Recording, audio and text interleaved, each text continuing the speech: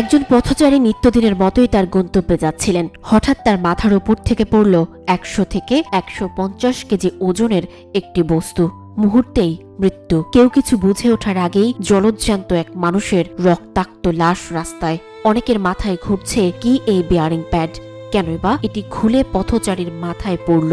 চলুন আজ bearing pad সম্পর্কে আপনাদের জানানোর চেষ্টা করি। রাজধানী ঢাকায় মেগা প্রকল্পের নিচে প্রাণের বলিদান এটিই প্রথম নয়। মেট্রো রেলের বিয়ারিং প্যাড খুলে পথচারীদের মাথায় আঘাত হানার বিষয়টি চোখে আঙুল দিয়ে দেখিয়ে দেয় মেগা প্রকল্পগুলোর মরণঘাতী ত্রুটির বিষয়।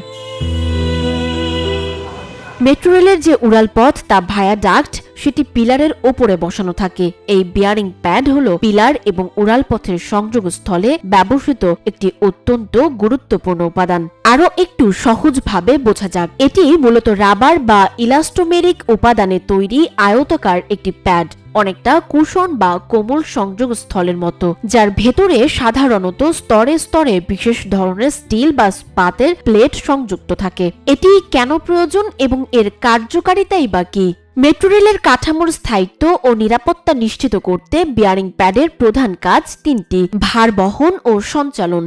ট্রেন চলার সময় যে বিপুল উলম্ব চাপ সৃষ্টি হয় তা সরাসরি পিলারে না ফেলে এই প্যাড সেই চাপ শোষণ করে নেয় এবং পিলারের ওপর তা সমানভাবে বিতরণ করে। কম্পন শোষণ। ট্রেন চলাচলের ফলে সৃষ্ট ধারাবাহিক কম্পন বা ঝাঁকুনিকে এটি কার্যকরভাবে শোষণ করে। এর ফলে পিলার এবং উড়ালপথের কাঠামোতে ফাটল ধরা বা স্থায়ী ক্ষতি হওয়ার আশঙ্কা কমে যায়। নড়াচড়া নিয়ন্ত্রণ। তাপমাত্রা পরিবর্তন, ট্রেনের গতি বা বাঁক নেয়ার কারণে কাঠামোর যে সামান্য প্রসারণ বা অনুভূমিক নড়াচড়া ঘটে, প্যাডের স্থিতিস্থাপকতা তা শোষণ করে কাঠামোকে সুরক্ষিত রাখে। এই প্যাড ছাড়া ট্রেন চালালে উড়ালপথ দেবে যাওয়া বা স্থানচ্যুত হওয়ার আশঙ্কা থাকে। বিশেষ ধরনের রাবার ও ইস্পাতে তৈরি এই বিয়ারিং প্যাডগুলোর ওজন সাধারণত আনুমানিক ১৪০ থেকে ১৫০ কেজি বা তার চেয়েও বেশি হতে পারে। এই বিপুল ওজনের একটি বস্তু ওপর থেকে ছিটকে পড়লে প্রাণহানি খুবই স্বাভাবিক।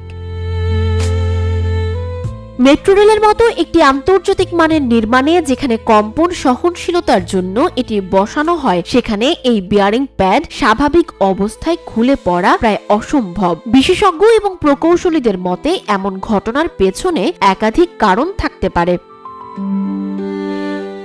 কি কারণে খুলে যেতে পারে এই বিয়ারিং প্যাড?